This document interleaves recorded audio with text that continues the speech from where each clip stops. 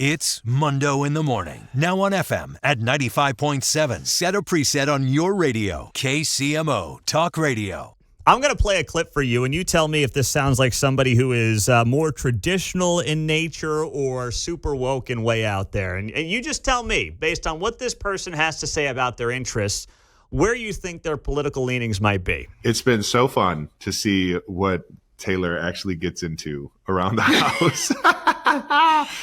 It's like, I'd say all my hobbies could be categorized as like hobbies you could have had in the 1700s.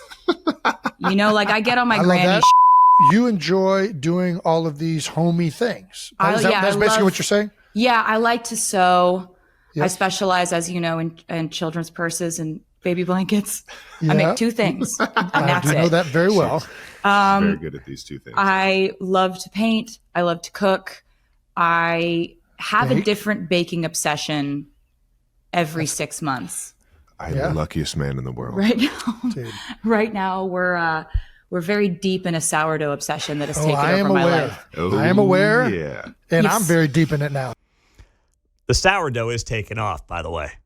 Kate's been on the sourdough kick for months now as well. I don't know if it's like a thing, but she is all in on sourdough, Mark. Kate and Taylor could be on the same blog. They might be. She was talking about going on the sourdough blogs. Yeah. That's a good point. Who knows? But the sourdough is definitely in. So you hear Taylor Swift, who's a billionaire. I might be rounding up a hair, but you get the point. And she's like, I've got interests that are mostly stuck in the 1700s. Sewing, painting, cooking, and baking. In a world where, we're told girl power is all about not having kids and working for some Fortune 500 company and putting off family and just focused entirely on some job for some nameless, faceless corporation. Taylor Swift is like, no, I am enjoying not working because I'm doing these things that I really like to do. Not scrolling through social media. She's like, I haven't opened up my DMs. There's probably 20 million of those I have to go through. And Jason's like, I'll do it. I'll go through your DMs. That would be a full show in and of itself. I don't think Taylor Swift, when it comes to her values, and I don't mean this in a derogatory way, because I think a lot of people go through this. I don't think they realize that their politics don't actually match what their values are.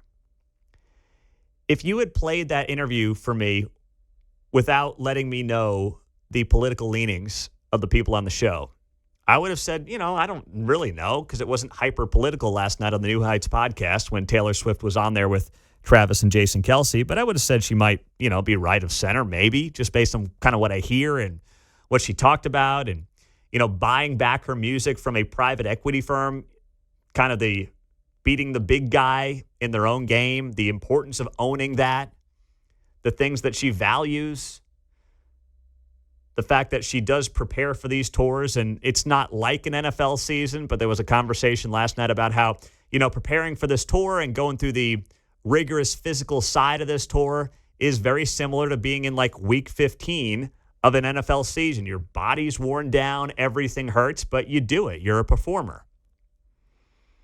But then also saying, you know what? Right now, I'm not doing any of that stuff. I'm not working. And I like sewing and making blankets and making sourdough bread and painting.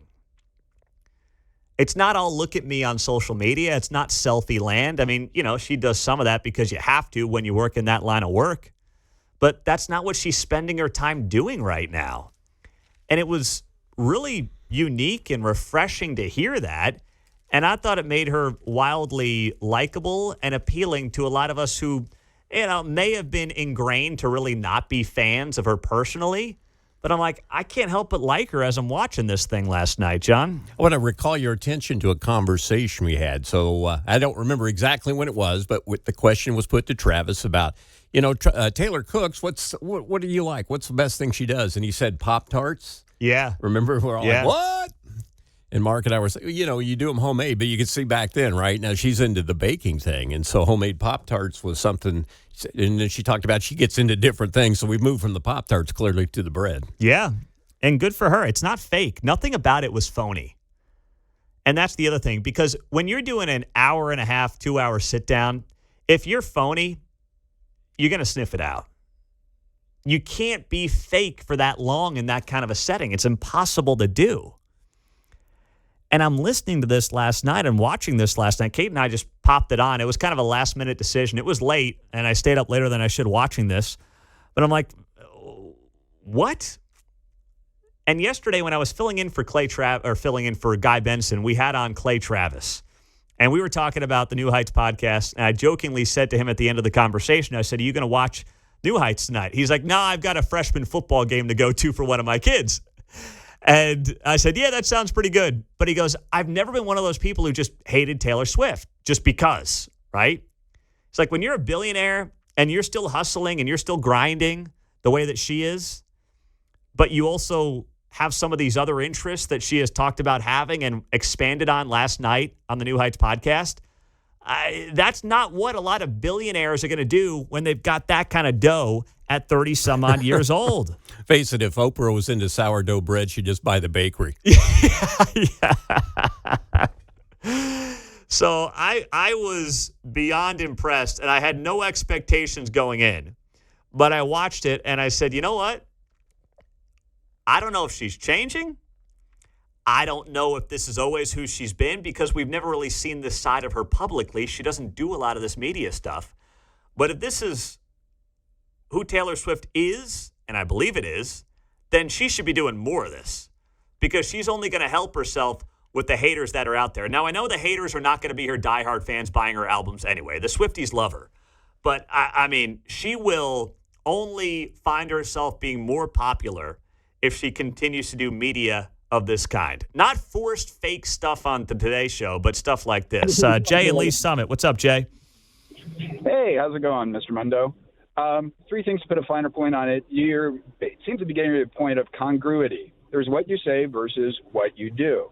A lot of people sometimes are congruous, and other times it's, hey, I'm working on my fitness is what I say, but what I do is eat a donut and then skip to jogging or doing my 3-mile jog for today. And then you also touched on another point where you're talking about women's empowerment. The one niche thing where they have power over men that men can't do is giving birth to children. I don't know if a guy can do that. But I don't know if you want me to hold on, because the guy who follows up on your show, sometimes he wants to call back and other times you want to answer off the air. So whatever works for you. But I just thought I'd put a finer point on that. Okay. Yeah. I mean, I'm not. So is that your commentary on this topic? Yeah, because the simplest way of following politics, in my opinion, is to don't look at what they say, look at what they actually do. Because you've seen a lot of politicians, they promise this, that, or want to portray themselves as X. But when it comes down to it, it's what they actually do, what legislation they pass, what things they affect, how they rule on things. Yeah. Well, yeah, I think, I mean, I think, thank you, Jay. To your point, I think there's certainly a lot of things that you hear Taylor Swift say about what she cares about, what she values, that does not fall in line with her preferred political party. If that's the point you're making, then yes, I agree. I just don't know if she's come to that conclusion yet. But I didn't hear somebody that was rabidly die-in-the-wool, super woke. I didn't hear that last night.